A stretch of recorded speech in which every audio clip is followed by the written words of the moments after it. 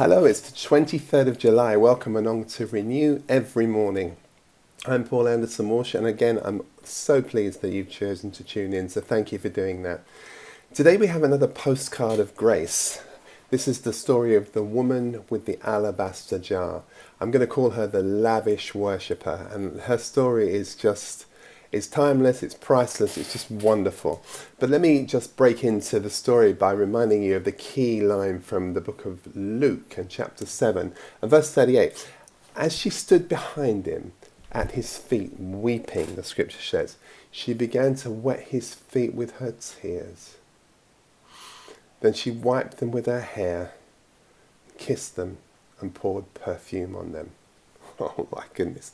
Well, we had this scene reenacted, don't we, at the Last Supper, where Jesus does that to his disciples. But here it's initiated by this woman. And I love it. She wasn't invited to this particular dinner, but she kind of came anyway. She was a kind of a glorious intruder, I think. She comes into a Pharisee's house. And in that house, you have to understand something. The room would have been just thick with judgment. I don't know if you've ever walked into somewhere you go, I do not belong here, and you could just feel that sense of judgment just rushing upon you.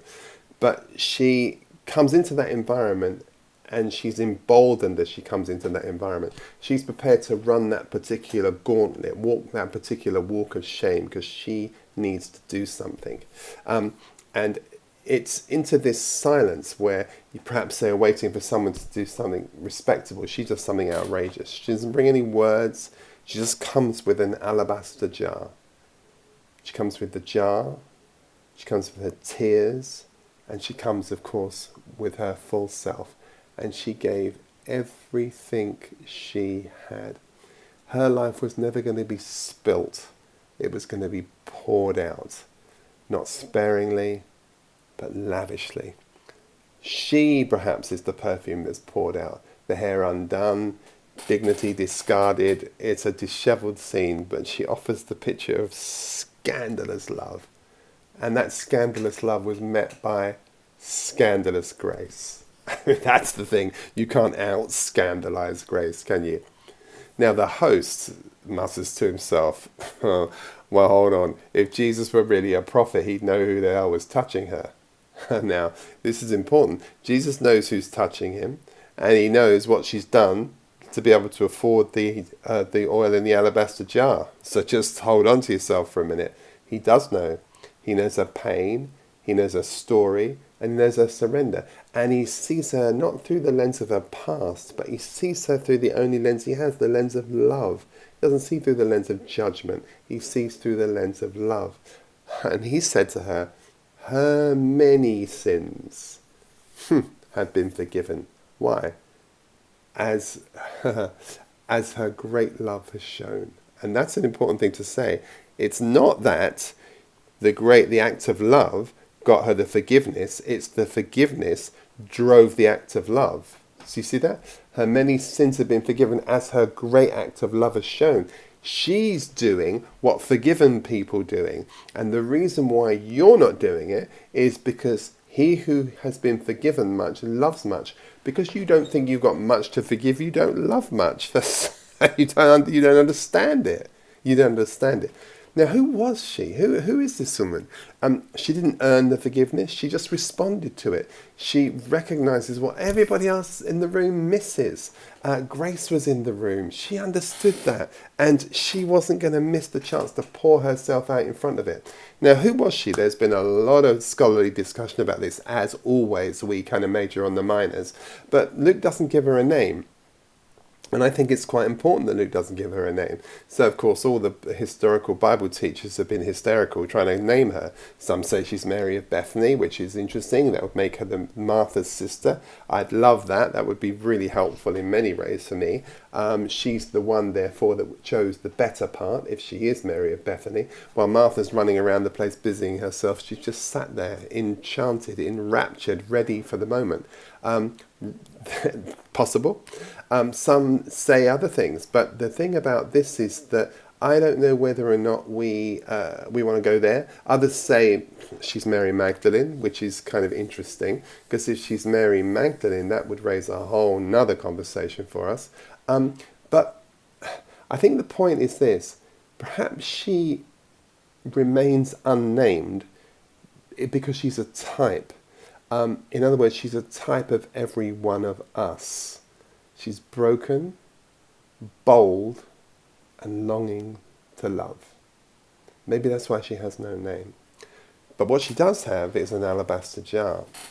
And she brought the perfume in this jar, fragile, beautiful, and sealed. And what she wanted to, in order to release its contents, she had to break it. And sometimes, my dear friends, we have to break the jar. We have to break the neck of the jar in order to release what's inside of us. You and I are alabaster jars containing love and hope and worship and all that is to be poured out for God. But sometimes we have to be prepared to break the neck of the jar for that to happen. She doesn't pour out a portion, she shatters it. There's no going back with her, there's no holding back with her. This is a picture of total surrender.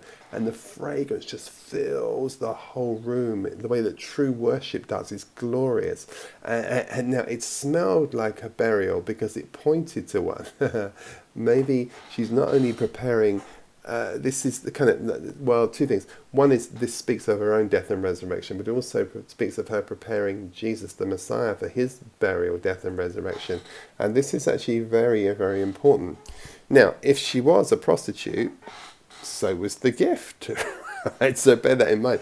If many people say, oh, she lived as a prostitute, then the money how she got the money for the perfume was on her back having sex with men. So I just think you're going to just need to have to sit with that and go, well, before you kind of get a bit freaked out that I'm using that kind of language, where is she going to get money from if she's a prostitute? You see, that's important. Why is it important? Because Jesus doesn't flinch. Lets her touch him, lets her kiss his feet, lets her pour out the costly oil. No shame, no side eye, no tutting. She has done a beautiful thing, is how it's recorded in Mark. This gift, maybe born of her past, is received without rejection. Can we really handle grace that runs that deep? Seriously, I'm honestly asking you, what would you do with this woman in the church? She would freak you out. Do we realize that God receives what religion rejects? Jesus doesn't measure the offering by its origin, but by its intention. Apparently, he doesn't care where it comes from. He doesn't recoil. He always redeems. That's the way of it. So we need to do some rethinking about righteousness, don't we? Righteousness has often been too often mistaken as respectability. So we kind of behave properly and we sing nice and we do nice and we don't cuss, we don't chew, and we don't run around with girls that do and all of that. Neatness, decorum, this is a very sanitized spirituality. But this one with a broken jar and messy past reminds us of something very important. Grace doesn't sit well with the self-righteous. It just doesn't. Grace welcomes the desperate, the dirty. That's what grace is interested in. Now, Jesus doesn't ignore her past, but he never uses it to shame her. He doesn't need to. That's the whole point. Now, the question becomes, why did Jesus memorialize this act? Because, let's be honest, he says in Mark, again, recording it, said, whenever the gospel is preached, what she has done will be told in memory of her. What? He doesn't say that about Peter walking on the water. He doesn't say, wherever the gospel's preached, they're going to tell you about Peter who walked on the water. He doesn't say, wherever the gospel's preached, they're going to talk to you about Lazarus who came out from the grave. Doesn't even talk about, excuse me, Mary, the other Mary, kneeling at his feet learning the word. He just says, no, this woman who, with this alabaster jar, this broken jar that poured out all its contents in an act of surrender, this is the story that will be remembered wherever the gospel's preached. Why? Well, because she understood the moment, maybe. While others argued about theology and all their Christian nonsense, while they debated politics, why they get into their rules and rituals and who's clean and who's not clean, who's worthy and who's not unworthy, while they question worship, people's worth and all that, she just worships. So before the disciples even realized what was coming, she'd already anointed the Lord for his burial. They didn't even get the fact that he was going to go to the cross, but she knew it already, and she prepared him for his burial, for goodness sake. She hadn't hung out with him for 3.5 years like they had, but she knew. She was a seer. She was one who knew in the spirit, and there are so many of you out there. While others were positioning themselves, jockeying for position, she was just pouring out herself. Where others wanted power, she gave her perfume. Where others hesitated, she just broke the jar.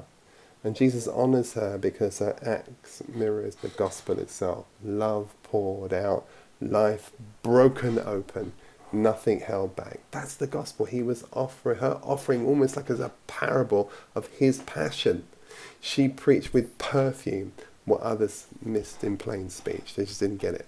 And she didn't do it for the crowd. She just did it for him. So many people have spoken about this woman, by the way. St. Augustine said of her, she made her heart a vessel and poured out all the love that she had. Isn't that lovely? She made her heart a vessel, St. Augustine said of her, and poured in, rather, all the love that she had. It's just a nice idea.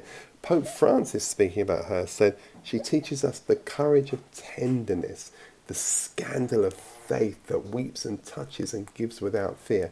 Barbara Brown Taylor said this, I think this is beautiful. In a world, said Barbara Brown Taylor, where people were always calculating what others were worth, she gave it all to a man who already knew her value. That's the point. While everybody else is calculating their worth, she gives all she has to a man who already knows her value. And in that truth, what she did that one time will be remembered forevermore. Every time someone breaks with pride, gives without counting, worships when they've even got no reason to, her story lives again. So what's our thought today as we finish? Well, sometimes love looks foolish. Sometimes worship breaks social conventions, for sure. Sometimes the deepest healing comes through the undone hair and an unspoken prayer. The woman with the alabaster jar just reminds us that grace welcomes those that others would exclude. Grace makes space for brokenness to become beauty. And grace always smells like something fully poured out. She gave everything, and Jesus gave her memory in place, in the very heart of the gospel itself. Now that is a lady who learned love on the job in its most profound way. So, and that's what it means to be renewed. So I hope you're encouraged today, and thank you as always for being with me. And if you like these posts, then share them, encourage other people to do so, subscribe and all that good stuff. But I look forward to seeing you tomorrow. Until then, God bless. Bye-bye.